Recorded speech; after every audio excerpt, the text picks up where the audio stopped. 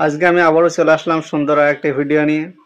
তো আজকে কথা বলতে চলেছি যারা একের বেশি বা একাধিক সিম যারা ব্যবহার করছে তারা কি সমস্যার মুখোমুখি হতে পারে, কি সমস্যায় পড়তে পারে তা নিয়ে কথা বলতে চলেছেন দাদা। তো দাদা বলেন। এই যে একাধিক সিম যারা ব্যবহার করছে তাদের অজান্তে হতে পারে সে সিমগুলো এখনো চালু আছে, অন্য কেউ মিস ইউজ করতে পারে, তো তার ফলে কি হতে পারে সেটা যদি একটু বলতেন। ব্যাপারটা এখানে হচ্ছে যে একজন ব্যক্তির একাধিক সিম কার্ড ব্যবহার করতে পারেন। এবার সেই ব্যক্তি একাই ব্যবহার করছে সেটা কারণ নাও হতে পারে।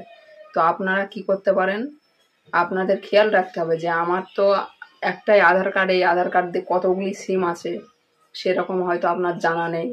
কিন্তু জানার জন্য আপনাদের কি করতে হবে, আপনাদের কিছু জানার দরকার আছে। কারণ এটা একটা সাইবার ক্রাইম সংক্রান্ত ক্রাইম হয়ে যেতে পারে। কারণ হয়তো আপনার সিম, আপনি দেখছেন যে আমি একটা নম্বরই সিম ব্যবহার করছি, কিন্তু আপনার নামে আরও কিছু সিম কোনো যারা সাইবার ক্রাইমমূলক অপরাধ করে তারা সেই সিমগুলো ব্যবহার করে বিভিন্ন রকম ক্রাইম করে বসছে।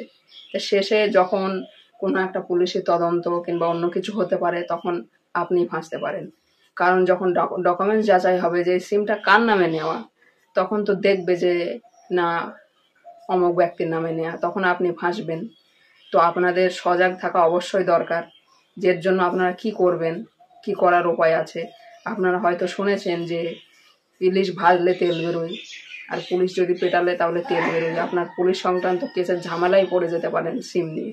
আরেকবার বলেন দাদা। ইলিশ ভাজলে তেল বার হয়, হ্যাঁ, আর পুলিশ পিটালে তেল বার হয়। কারণ হচ্ছে আপনার সিম, এবার আপনি মনে করছেন যে আমি ব্যবহার করে চলেছি, অথচ আপনারই নামে আরেকটা সিম বার করে কেউ অপরাধমূলক কাজ করে অলরেডি কাজ করতে চলেছে, এবং সেই কাজের সাজা আপনি পেতে পারেন, কিন্তু আপনি অপরাধী নন।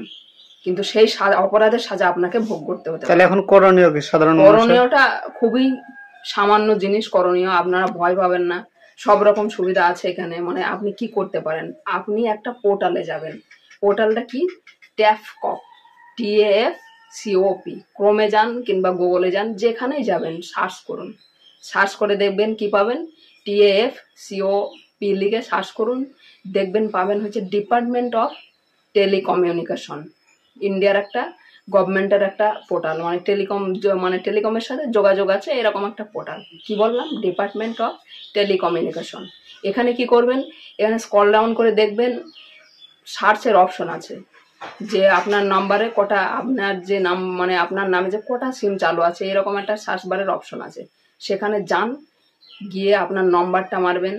নম্বরটা মেরে নিচে ক্যাপচা আছে, ক্যাপচাটা ফিল করে সাবমিট মারবেন। আচ্ছা, আধার লিংক মোবাইল নাম্বারটা মারতে হবে, তারপর আধার থেকে ওটিপি আসবে। অবশ্যই এটা মনে রাখবেন, অবশ্যই এটা মনে রাখবেন যে মোবাইল নাম্বারের সাথে আধার লিংক থাকাটা বাধ্যতামূলক।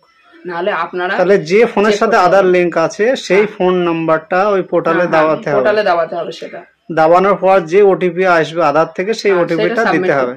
তাহলে দেখতে পাবো যে আমার নামে কটা সিম আছে। আর তারপর যদি দেখি যে কিছু সিম আমার নামে নেই, তখন কি হবে?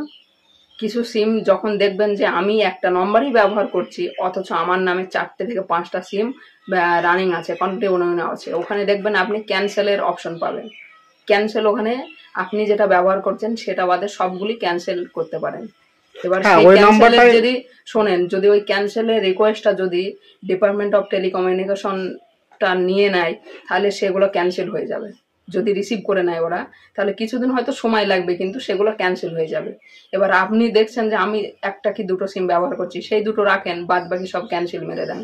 ওখানে সব রকম অপশন পাবেন। আপনাদের যে নাম্বারটা আপনারা ব্যবহার করছেন না সেই নাম্বারটিতে আপনারা ক্লিক করে নিচে রিপোর্টের অপশন আছে, আপনারা রিপোর্টটি দাবিয়ে দেবেন।